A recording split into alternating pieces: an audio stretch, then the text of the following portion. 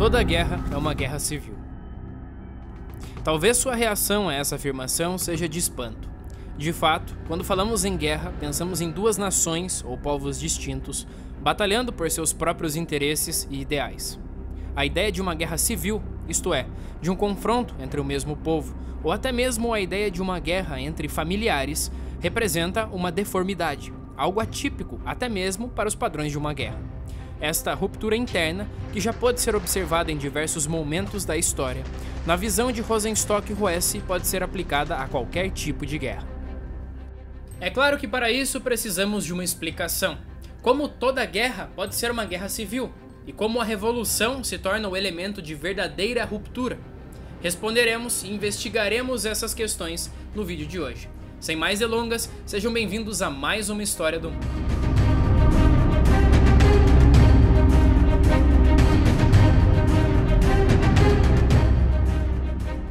Sou incapaz de encarar a história como um espetáculo a ser contemplado em uma caixa. A ascensão de impérios do Ocidente ou a queda de civilizações no Oriente, as leis da sístole e diástole, ou do classicismo e do romantismo, e todas essas delicadezas de uma espetacular história mundial perderam o seu sentido, desde que a solidariedade de 20 milhões pregou todos os soldados sobreviventes à mesma cruz da realidade. A história do mundo é a nossa própria história. Se houvesse apenas uma história do mundo, seus fatos seriam infinitos. A seleção de suas milhões de datas seria algo feito em vão. Não seria nada além de uma biblioteca de poeira sem esperança. Essas são as palavras de um homem que experimentou a guerra. Rosenstock Roesse escreveu as páginas do livro Filhos da Revolução, enquanto lutava no campo de batalha de Verdun. Segundo ele, a Primeira Grande Guerra foi um evento tão singular que era necessário repensar todos os últimos 900 anos da história da Europa. Seu método, como fica evidente de cara, é observar a história como uma autobiografia do homem. O sim de uma noiva no casamento é responsável por desencadear uma série de complexos acontecimentos que não poderiam ser ignorados se tentássemos, por exemplo, interpretar a realidade humana de uma determinada família. Mas é claro que nosso autor não se prende ao indivíduo de forma extrema. Ele foca também nos grandes movimentos da história para desenvolver a sua teoria. Mas por que estou falando disso? Para atingirmos o cerne do questionamento sobre o que é a guerra, é preciso primeiro descobrir o que é o homem, onde foi parar na história, qual a influência das revoluções e como tudo isso resultou na geração do homem moderno. Há quem diga que guerras são uma coisa positiva. Já abordei aqui no canal o conto de Dostoiévski, o Paradoxalista. Se trata de um homem que defende as virtudes da guerra. O polêmico personagem diz que é somente nos tempos de guerra que honra, coragem, amor e os valores mais nobres do homem surgem. Sua afirmação, se observarmos profundamente, é na verdade uma crítica do autor aos depravados tempos de paz.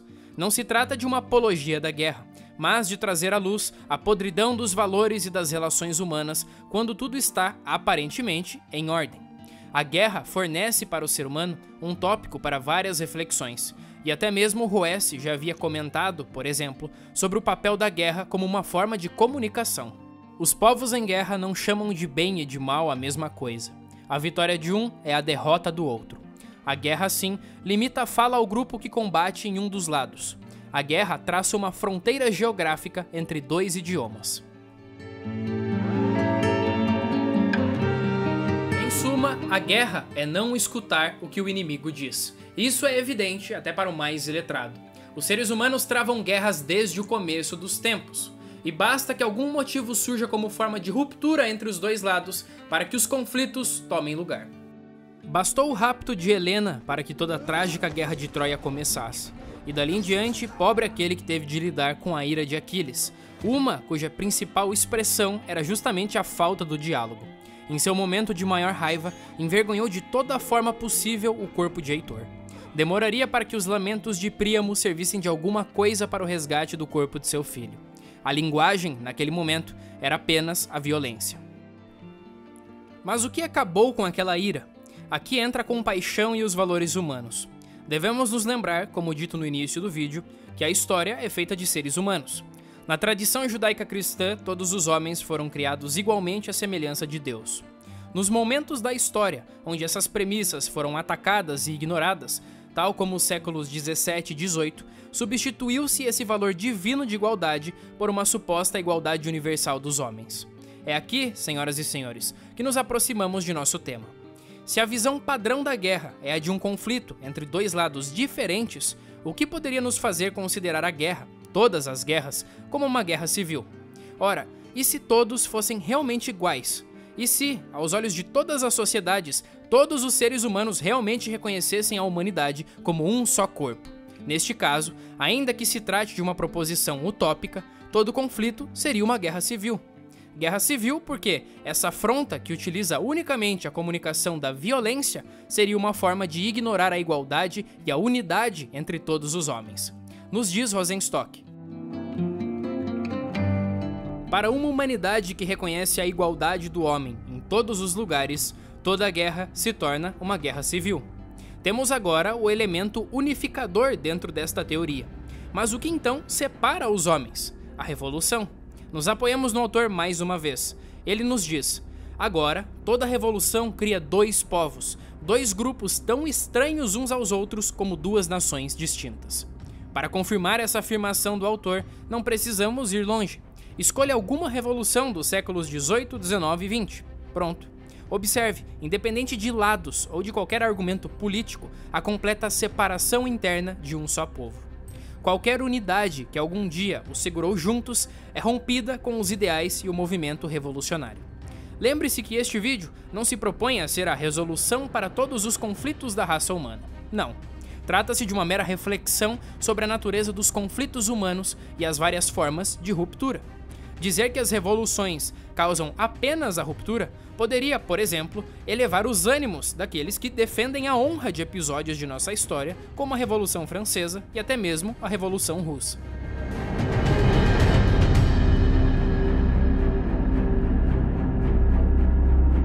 Diria nosso revolucionário imaginário: devemos então ficar quietos? Devemos aceitar as condições terríveis impostas por classes superiores? Devemos fingir que somos um só povo, quando a única coisa que nos une é a sola da bota dele nos pisando todos os dias? Aqui preciso irritar os telespectadores mais conservadores porque concordo em partes com o nosso revolucionário imaginário. A verdade é que tentar compreender a vida de um só homem é uma tarefa extremamente complicada. Levaríamos anos e anos de pesquisa para arriscar a superfície da biografia deste um homem. Agora pensem no macro. O quão difícil é interpretar e entender a realidade de um país inteiro. Um país que muitas vezes, de fato, passa por situações deprimentes. Dentro da história não existem fórmulas mágicas para tentar compreender. E assim é a história. É difícil, é suada e é complicada. Mas, para tentar trazer aqui algum elemento de união entre aqueles que me assistem, digo que podemos mais concordar do que discordar de Roesse. A guerra é uma abominação.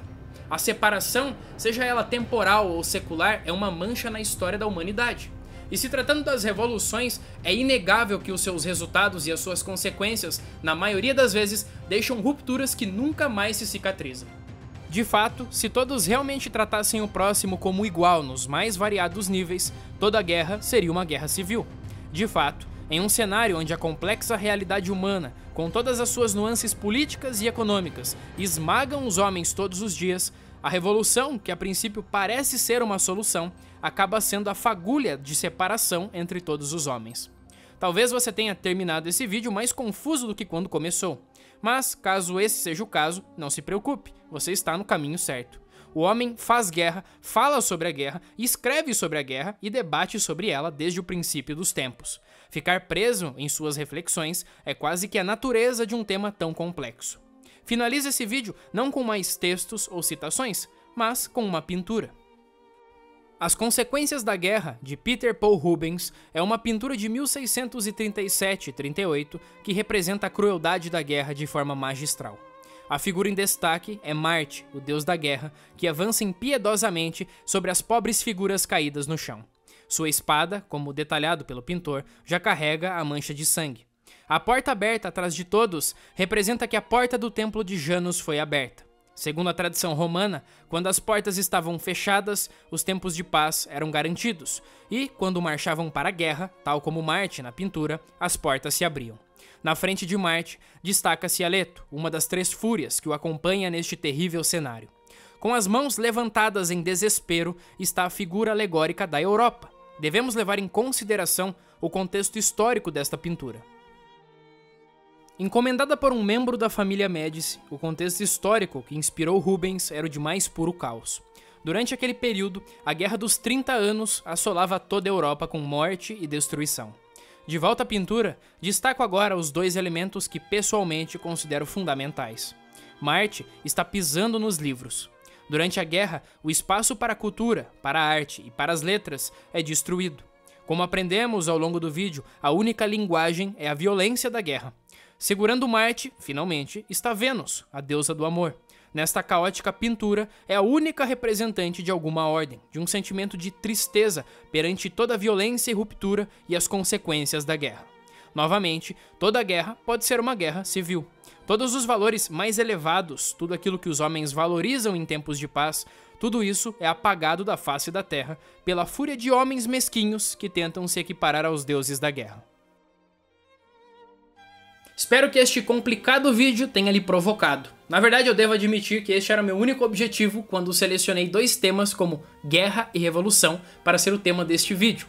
E para aqueles que desejam se aprofundar e estudar mais sobre este tema, de acordo com o autor que foi citado diversas vezes aqui, o Rosenstock Huesse, eu indico a leitura deste livro aqui, que é um lançamento recente, Filhos da Revolução, a autobiografia do homem ocidental. Eu vou deixar na descrição, também tem um cupom que você ganha desconto na compra dele e das outras livrarias que estarão listadas aqui.